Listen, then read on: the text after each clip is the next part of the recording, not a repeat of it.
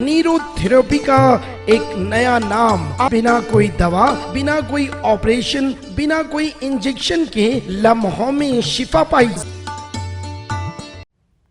सच news के खबरनामे में आप सबका इस्तकबाल है। आज की सबसे बड़ी इंटरनेशनल खबर साउथ कोरिया से आ रही है, जहां पर साउथ कोरिया में 6000 से ज़्यादा डॉक्टर्स ने इस्तीफा दिया है। मेडिकल सेवाएं ठप हो चुकी हैं। सरकार के एक बड़े फैसले से वहां पर हड़कंप मच गया है। दक्षिण कोरिया में हजारों ट्रेनी डॉक्टर्स ने इस्तीफे से हड़कंप मच चुका है।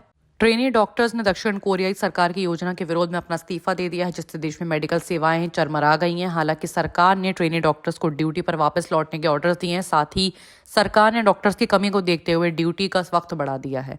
दक्षिण कोरिया में ये मामला 831 डॉक्टर्स के काम पर लौटने को ऑर्डर्स का आ रहा है, जहां पर योनहाप समाचार एजेंसी की रिपोर्ट के मुताबिक स्वास्थ्य मंत्री पार्क मिन ने कहा है कि मंत्रालय ने 831 ट्रेनी डॉक्टर्स को काम पर लौटाने के ऑर्डर्स दिए हैं। पार्क ने कहा है कि मंडे को 100 अस्पतालों में 6415 ट्रेनी डॉक्टर्स ने अपना इस्तीफा सौंपा है, जिनमें से लगभग 1600 ने नौकरी छोड़ दी है। पार्क ने यह भी कहा है कि सरकार ने मेडिकल सेवाओं में आई मुश्किलों से निपटने के लिए 90% सरकारी अस्पताल में ड्यूटी का वक्त बढ़ा दिया और 12 अस्पतालों में इमरजेंसी रूम में जनता के लिए खोले जाएंगे। स्वास्थ्य अधिकारियों के मुताबिक दक्षिण कोरिया में डॉक्टर्स की संख्या दूसरे देशों के मुकाबले कम है।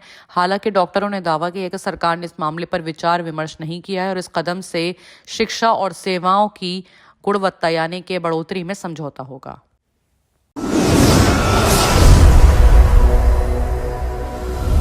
वहीं दूसरी बड़ी खबर की बात करें तो वो आ रही है पाकिस्तान से, जहां पर इमरान खान की बहन ने पाक अदालत में दायर की याचिका जेल में बंद बुशरा बीबी की मेडिकल की जांच की मांग करी है। पिछले महीने तोशखाना भ्रष्टाचार मामले में एक जवाबदेही अदालत द्वारा दंपति को 14 साल जेल की सजा सुनाए जाने के बाद बुशरा बीबी जेल में है। इमरान खान रावलपिंडी की अदालत जेल में बंद है। खान की पाकिस्तान तहरीक इंसाफ पार्टी ने इल्जाम लगाया कि पूर्व प्रथम महिला को एक हफ्ते पहले केमिकल युक्त भोजन दिया गया था, जिसका उनका गला और पेट जल गया था।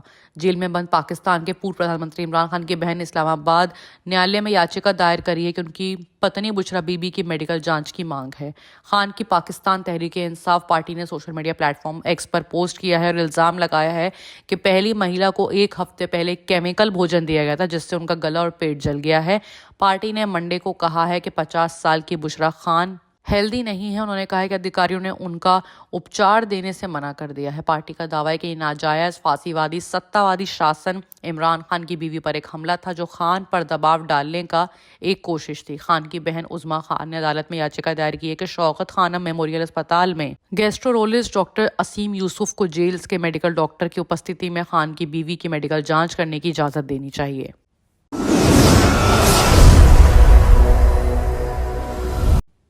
अब अगर बात करें अगली बड़ी खबर की तो वो चीन से आ रही है। चीन ने फिर भूटान की सीमा पर कई गांव बसाकर किया खेल। अमेरिका सैटेलाइट की ताज़ा तस्वीरों में उनका इल्लीगल विस्तार दिख रहा है। चीन एक बार फिर से भूटान से लगी विवादित सीमा पर अपने गांवों को पसार रहा है। दोनों देशों को अलग करने वाले इन हिमालय क्षेत्र में कम से कम 3 गाँव बनाए गए हैं, जबकि कुछ गाँवों का आकार 2 गुना कर दिया गया है। जबकि दूसरी ओर दोनों देशों के बीच बॉर्डर पर विवाद भी चल रहा है। अमेरिका की सैटेलाइट तस्वीरों में इल्लीगल विस्तार से पुख्ता सबूत देखे गए हैं। चीन एक बार फिर से भूटान से लगी बॉर्डर पर अपने गांव को बसारता हुआ नजर आ रहा है। 18 नए घर चीनी निवासियों के रहने के लिए तैयार भी हो गए हैं। चीन और भूटान की सीमा से लगे जोन में यानी कि स्थिति हिमालय के सुतुर गांव में बने 18 नए घर में चीनी निवासियों के रहने के लिए तैयार करे जा रहे हैं। हर एक घर में चीनी राष्ट्रपति शी जिनपिंग के पोस्टरेट लगे हैं और चीनी और तिब्बती भाषा में लाल रंग के बैनर पर स्वागत लिखा हुआ है।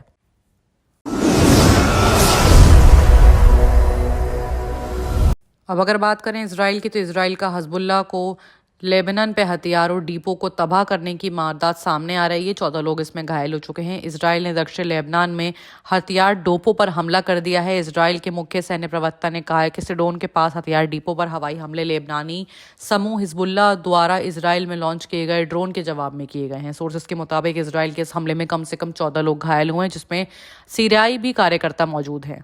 वहीं इस हमले की प्रत्यक्षी लोगों ने सिडोन में तेज आवाज़ें सुनी और गाजिया के चारों ओर धुएं के 2 मोटे काले बादल उठते देखे। इजराइल ने यह हमला सिडोन पर किया है, जो इजराइल के साथ बॉर्डर से लगभग 60 किलोमीटर उत्तर में मौजूद है। बाकी की तमाम खबरों के लिए देखते रहिए सच न्यूज़।